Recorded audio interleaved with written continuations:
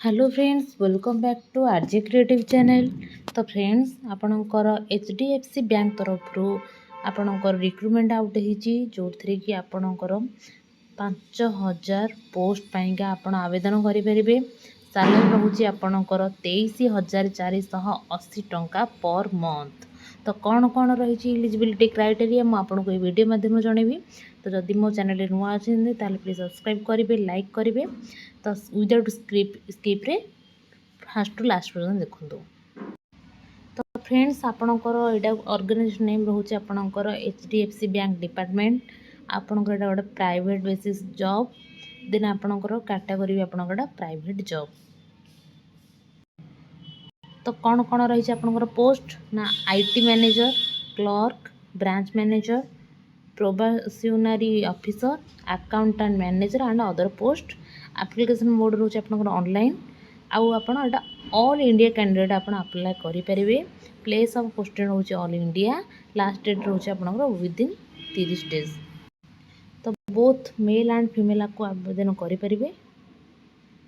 तो आपणकर educational qualification रोची ना as per HDFC bank official notification candidates must have passed 10th +2 and above qualification along with computer knowledge.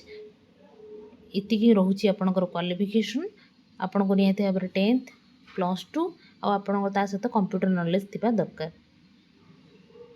Then आपणकर post रोची जोटा कि administration assistant manager, business development branch manager, analytic collection officer, customer relationship manager. Then रोचे आपन clerk, finance manager. Then आपणकर operation manager रोची, IT manager, probationary manager sorry officer. Then आपणकर accountant manager. आपन टोटाल 10टा पोस्ट पाइंका आपणकर आवेदन होउची। देन जिबा एज लिमिटेड ना कौन आपणकर मिनिमम एज रोचे 18 वर्ष, मैक्सिमम रोचे 45 वर्ष। ता सहित आपणकर एज रिलैक्सेशन मध्ये रही। OBC मानक 3 वर्षर, SC/ST मानक 5 वर्ष, एक्स सर्विसमैन मानक 5 वर्ष और PWD प्लस SC/ST जो मैंने होते आपणकर 15 वर्ष रिलैक्सेशन रोचे। तो देन आपणकर सैलरी कथा बुझा। सैलरी आपणकर रहिबो 23,480 टका पर मंथ विथ अलाउंसेस।